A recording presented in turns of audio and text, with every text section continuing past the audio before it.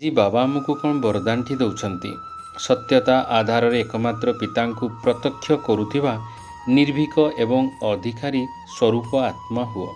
ସତ୍ୟତା ହିଁ ପ୍ରତ୍ୟକ୍ଷତାର ଆଧାର, ତେଣୁ ବାବାଙ୍କୁ ପ୍ରତ୍ୟକ୍ଷ କରିବା ପାଇଁ ନିର୍ଭୀକ ଅଧିକାରୀ ସ୍ୱରୂପ ହୋଇ ଶୁଣାଅ।